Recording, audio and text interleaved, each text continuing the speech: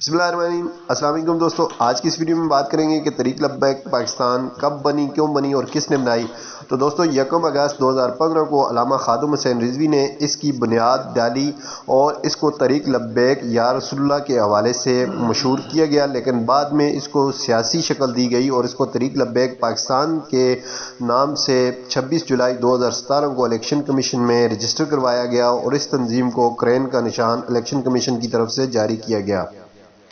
اس کے بنیادی مقصد میں سے جو تھا وہ ممتاز قادری کی پھانسی تھی کہ اس کو پھانسی کیوں دی گئی، اور اس کے بعد اس جماعت نے سیاسی طور پر اپنا وجود بنایا اور بہت زیادہ انہوں نے پاکستان میں ووٹ بھی لیے۔ نواز شریف کی نئی پر خالی ہونے والی حلقہ NA 120 کی نشست پر ہونے والے ضمنی انتخابات میں جو 17 ستمبر 2017 کو ہوئے تھے،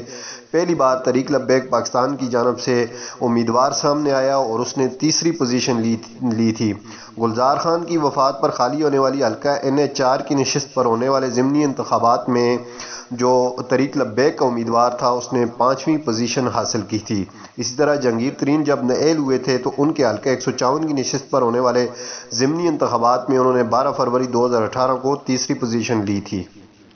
علامہ خادم حسین رضوی نے نومبر 2017 میں ایک ریلی کی قیادت کی اور راولپنڈی اور اسلام آباد کے سنگم فیض آباد پر دھرنا دیا۔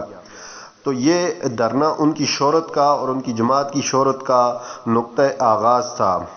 علامہ خادم حسین رضوی لاہور کی ایک مسجد کے خطیب تھے اور ان کی اصل جو وجہ شہرت تھی وہ فیض آباد کا دھرنا تھا، اور